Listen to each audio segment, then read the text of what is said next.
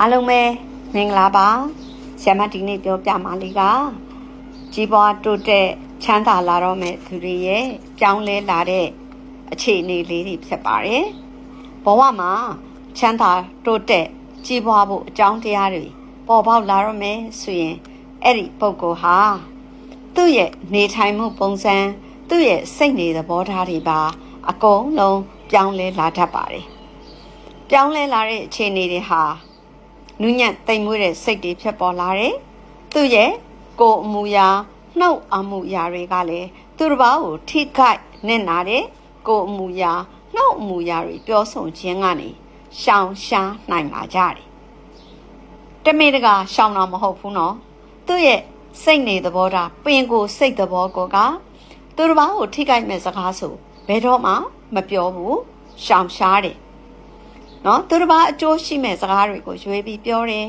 သူတစ်ပါးအကျိုးရှိမဲ့အလုပ်မျိုးတွေကိုရွေးပြီးလုပ်တယ်အထူးသဖြင့်တော့ဒါနကုသိုလ်နဲ့ပတ်သက်တာတွေကိုပို့ပြီးစိတ်ဝင်စားရှိလာတယ်ဒါနကုသိုလ်ဆိုတာဟာလေအဲ့ဒီကြီးပွားတိုးတက်ချမ်းသာမဲ့သူတွေရဲ့လက္ခဏာမှာပေါ်ပေါက်တဲ့ဒါနကုသိုလ်ကကပီးရွထိုးတဲ့ဒါနကုသိုလ်မျိုးနော်နာမည်ရေးထိုးပြီးလူသိရှင်ကြားစပီကာနဲ့ကြော်ညာတဲ့ဒါနကုသိုလ်မျိုးဆိုလိုခြင်းမဟုတ်ပါဘူးလိုအပ်နေတဲ့နေရာမှာတကယ်လိုအပ်တဲ့သူကိုပြည့်ပြည့်ဝဝနော်အကူအညီဖြစ်သွားစေခြင်းကမိမိကိုညီပေးလိုက်တာမျိုးတွေပါနော်စေယုံစေခန်းနေမှာစေဝါနဲ့သက်ဆိုင်တဲ့လိုအပ်ချက်တွေရှိနေရင်နော်စေဝါနဲ့ပတ်သက်တဲ့အကူအညီပေးလိုက်တာမျိုးတွေနေရာထိုင်ခင်းနဲ့ပတ်သက်ပြီးလိုအပ်နေတာကိုနေရာထိုင်ခင်းနဲ့ပတ်သက်ပြီးအကူအညီပေးလိုက်တာမျိုးတွေပေါ့နော်တခါတလေကြာရင်တိတ်ကြီးမားတဲ့ဒါနကုသိုလ်မဟုတ်ဘူးလို့ထင်ရပေမဲ့အဲ့ဒီကုသိုလ်တရားတွေဟာတကယ်ကိုကြီးမားတဲ့ကုသိုလ်မျိုးတွေပေါ့ဥပမာပေါ့နော်စေခန်းမှာစေခန်းပြဖို့တန်းစီပြီးစောင့်နေတယ်အဲ့ဒီအချိန်မှာမိမိကတော့နေရာရထားပြီလူတွေကလည်းအများကြီးနော်နောက်ထပ်ရောက်လာတဲ့လူနာတွေထဲမှာနာနာနေမှဖြစ်မဲ့အခြေအနေမျိုးနဲ့လူနာတွေလည်းပါဝင်တယ်ဒါပေမဲ့မိမိကတော့နာနေတက်တောင်တက်တာမရှိလဲပဲရသေးတယ်ဆိုတဲ့အနေအထားမျိုးရှိနေတယ်အဲ့လိုအခြေအနေမှာမိမိနေရာလေးကို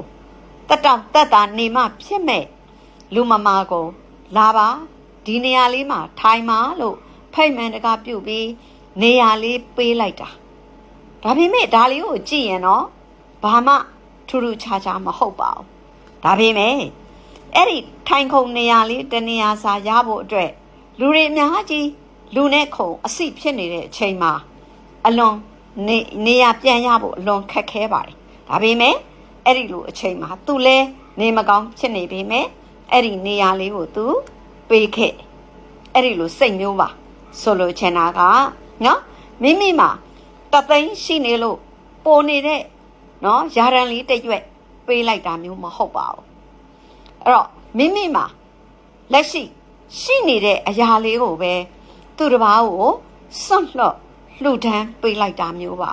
ဒါကတော့နေရာလေးတစ်ခုနဲ့ဥပမာပြတာပါအခြားသောဒါနကုသိုလ်တွေမှာလည်းဒီလိုပါပဲနော်စွန့်လွတ်တယ်ဆိုတာမိမိဒါမရှိရင်ကိုမဖြစ်ဘူးဆိုရဲအခြေအနေဖြစ်ပေမဲ့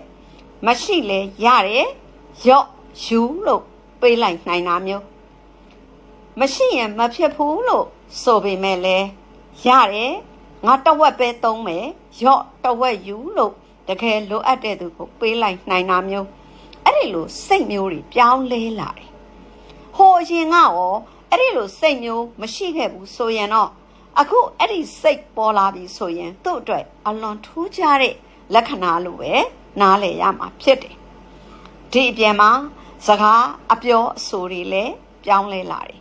ကိုပြောတဲ့စကားကြောင့်သူတစ်ပါးထိခိုက်နစ်နာသွားမဲ့စကားလုံးတွေလုံးဝမဖြစ်စေဘူးတမင်တကာသတိထားပြီးပြောနေရတာမဟုတ်ပဲနဲ့သူပြောတဲ့စကားလုံးတွေဟာဘောဟာရတွေဟာသူတစ်ပါးအတွက်နဝင်ချိုဖို့ကိုပဲသူပြောနိုင်တယ် အဲ့ဒါဒီဟာလည်းပဲသူ့အတွက်ကောင်းမွန်တဲ့လက္ခဏာတွေပါအဲ့တော့ဒီလိုလူမျိုးတွေဟာတကယ်ကိုမကြခင်မှာတိတိတာတာပြောင်းလဲတိုးတက်လာနိုင်မှာပဲဖြစ်ပါတယ်အဲ့တော့နောက်တစ်ခုကဆရာမတို့ဗုဒ္ဓဘာသာဝင်တွေအတွက်ပိုထူးခြားပြီးသိနိုင်တဲ့အချက်ကကောင်းမှုကုသိုလ်တွေပါဒါနကုသိုလ်သာမကဘူးသီလကုသိုလ်ဘာဝနာကုသိုလ်တွေပုံမှာလဲပို့ပြီးတော့စိတ်ဝင်စားရှိလာကြတယ်အဲ့တော့သီလကုသိုလ်လို့ဆိုတဲ့နေရာမှာသီလဟာစောင့်တည်ရတဲ့သီလသာမကဘူးရှောင်ရမယ့်သီလဆောင်ရမယ့်သီလနှစ်မျိုးစလုံးကိုစိတ်ဝင်စားရှိလာတယ်စိတ်ဝင်စားတဲ့အတွက်ရှောင်ရမယ့်သီလကိုရှောင်တယ်ဆောင်ရမယ့်သီလကိုဆောင်တယ်အဲ့တော့ရှောင်ရမယ့်သီလဆိုတာကအားလုံးသိတဲ့အတိုင်း၅ပါးသီလ၈ပါးသီလ၉ပါးသီလပေါ့နော်အရှင်ဘုရားတပည့်တော်ဒီသူတော်ဘာသက်မသက်ပါဘူးသူများပစ္စည်းမခိုးပါဘူးဆိုတာဒါရှောင်ရမှာအဲ့တော့ဆောင်ရမယ့်သီလဆောင်ရမယ့်သီလဆိုတာသာသမီဝေမိဘဝေမယားဝေလင်းဝဲစတဲ့ဝတ်နော်ဝတ်တရားတွေပေါ့အဲ့ဒီဝတ်တရားတွေဟာဆောင်ရမယ့်သီလဆိုကြပါစို့နော်ခင်မုန်းဖြစ်သူကအခုရောက်လာတဲ့အချိန်မှာတဖြည်းဖြည်းခင်ပွန်းရဲ့တာဝန်အိမ်အောင်ဦးစီးရဲ့တာဝန်ခြေပြောင်းလာတယ်မိသားစုပေါ်မှာတန်ရုံးစင်ကြီးမားလာတယ်မိသားစုပေါ်မှာသစ္စာစောင့်သိလာတယ်အဲ့ဒီလိုမျိုးဖြစ်လာတယ်အဲ့ဒီလိုအခြေအနေမျိုးရှိနေတဲ့ဆိုရင်အဲ့ဒီသူဟာမကြခင်မှာကြီးပွားတိုးတက်ချမ်းသာတော့ဖြစ်တယ်နော်အဲ့တော့သီလကိုလည်းပို့ပြီးတော့စိတ်ဝင်စားရှိလာတယ်ဘာဝနာပိုင်းမှာလည်းပဲဒီလိုပါပဲဘာဝနာဆိုတာဟာရွတ်ဖတ်တဲ့စေပူဇော်ခြင်းကနေနော်ဝိပဿနာတရားပွားများအထုတ်ခြင်းအထိပါအဲ့တော့ရွတ်ဖတ်တဲ့စေပူဇော်ခြင်းဆိုတဲ့နေရာမှာလည်းပဲနော်တကယ်ကြီးပွားတိုးတက်ချမ်းသာမဲ့သူတွေဟာဂါရဝတရားအပြည့်နဲ့ရွတ်ဖတ်တဲ့စေပူဇော်ကြပါတယ်အဲ့တော့ဆရာမကလေဒါလေးပြောရင်းနဲ့ပဲဖြည့်ပြီးတော့တစ်ခုပြောချင်ပါတယ်ဘလို့လူမျိုးပဲဖြစ်ဖြစ်မိမိရဲ့ဘဝမှာကြီးပွားတိုးတက်ချမ်းသာခြင်းကြတာကြီးပါပဲရရှိလာတဲ့ကြီးပွားတိုးတက်လာတဲ့ဥစ္စာစီးပွားတွေကိုလည်းပဲမပြတ်မယွင်းအောင်ထိမ့်သိမ်းစောင့်ရှောက်နိုင်ပြီးပိုမိုပြီးတိုးတက်စေခြင်းနဲ့တိုးပွားစေခြင်းကြပါတယ်အဲ့တော့အဲ့ဒီလိုကောင်းချိုးအခြေအနေတွေပုံပြီးအင်အားကြီးမားလာဖို့အတွက်ဆရာမကပြုတ်ရမယ်ကုသိုလ်အဋိဌာန်လေးတွေကိုလည်းတစ်ဆက်တည်းပြောပြချင်ပါတယ်မိတ်ဆွေတို့ကနော်မိမိရဲ့စိတ်ဆင်တွေပြောင်းလဲလာပြီလားလို့ကိုပြန်ပြီးစမ်းစစ်ကြည့်ပါအဲ့တော့ဖန်တီးယူရမယ့်အခြေအနေရှိရင်အဲ့ဒီလိုကောင်းမွန်တဲ့အခြေအနေတစ်ခုကိုပြောင်းလဲအောင်ဖန်တီးယူပါအချို့တွေကတော့ကံတရားကြီးကသူ့ကိုအကျိုးပေးတော့မှဖြစ်လို့အလိုလိုကိုသူ့စိတ်တွေပြောင်းလဲပြီးဖြစ်ပေါ်လာတာလည်းရှိပါတယ်